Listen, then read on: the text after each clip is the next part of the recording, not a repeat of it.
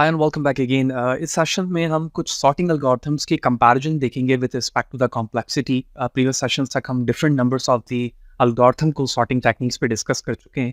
जो सबसे ज़्यादा फ्रिक्वेंटली आस्क्ड क्वेश्चन है पॉइंट ऑफ व्यू एग्जाम के अगर देखा जाए या फिर इंटरव्यू के देखा जाए, तो ओवरऑल क्या कॉम्प्लेक्सिटी रही है और किस तरह से हम उसे मेमोराइज रख सकते हैं, वो चीज़ें इस सेशन का पार्ट रहेंगी। लिहाजा इससे प्रीवियसली तमाम वीडियोस मेरे यूट्यूब चैनल पर मौजूद है। फहद हुसैन CS से सर्च करने के बाद चैनल पर आएंगे, इसके प्लेलिस्ट पर जाएंगे जहाँ डिफरेंट डिसिप्लिन्स की वीडियोस मौजूद है, विकीज आप इन्हें वॉच कर सकते हैं। जबकि कंटेंट रिलेटेड मटेरियल मेरे ब्लॉग fahadhussain.cs.blogspot.com पर है।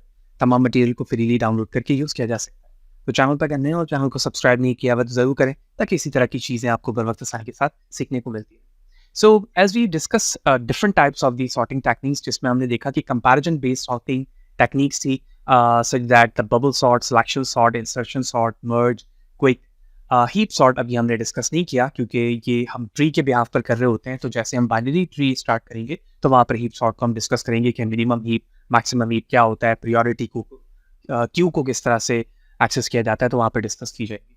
सो these techniques are consider as a comparison based. तो ये जो कुछ नंबर्स ऑफ सॉर्टिंग थी उस पर कंपैरिजन ऑफ नंबर्स किए जाते हैं ताकि डेटा को सॉर्ट किया जा सके।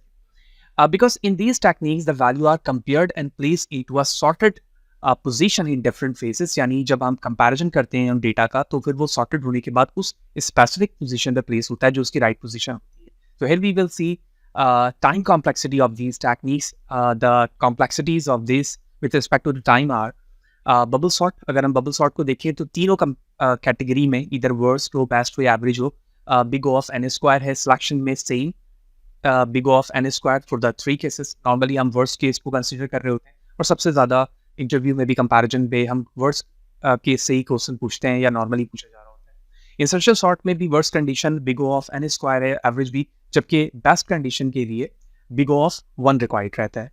Similarly for the merge sort big O of log n तीनों कैटेगरी में, जबकि क्विक सॉर्ट के अंदर बेस्ट एंड एवरेज के लिए big O of log n, जबकि वर्स्ट के लिए big O of n square इस्तेमाल किया जाता है। हीप सॉर्ट जो हम आगे जाके डिस्कस करेंगे, इनमें भी तीनों कंडीशन में big O of log n इस्तेमाल किया जा रहा होता है as a form of the time complexity. So as like the comparison base there are numbers of the other algorithms are there, they are non-comparison based। So some sorting algorithm are the non-comparison based sorting algorithm।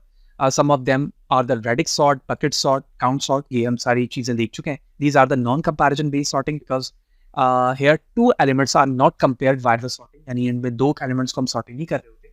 Techniques जो है वो slightly different होता है। So now we will see the difference between them based on the type of the analysis. जबकि individually ये algorithms क्या हैं और किस तरह से वर्क करते हैं, ये हमने सेपरेट सेशंस पे प्लेलिस्ट के अंदर डिस्कस किया हुआ है। तो आई हाईली सजेस्ट कि आपने वो चीज़ें देखी हुई होंगी ताकि इन एनालिसिस को अंडरस्टैंड करना हमारे लिए मज़ीद आसान रहे।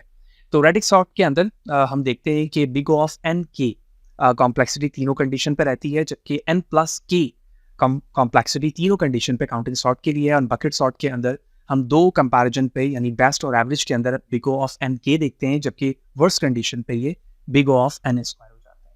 तो ये कुछ नंबर ऑफ कंपैरिजन्स थे जो हमें समझना बेहद ज़रूरी है with respect to the sorting comparison and non comparison base. बाकी इंटरनल वर्किंग किस तरह थी वो सारी चीज़ें हम लाइन टू लाइन देख चुके हैं। तो ये सेशन इंपॉर्टेंट इस रिस्पेक्ट से रहेगा कि अगर आप एग्जाम के पॉइंट ऑफ व्यू से कहीं पर क्वेश्चन पूछा जाता है कि इस एल्गोरिथम की कॉम्प्लेक्सिटी क्या है और वो किस तरह से वर्क करती है, तो आपको पता होना चाहिए। कंपैरिजन एंड नॉन कंपैरिजन से क्या मुराद है, वो चीज़ें आपको क्लियर होनी चाहिए।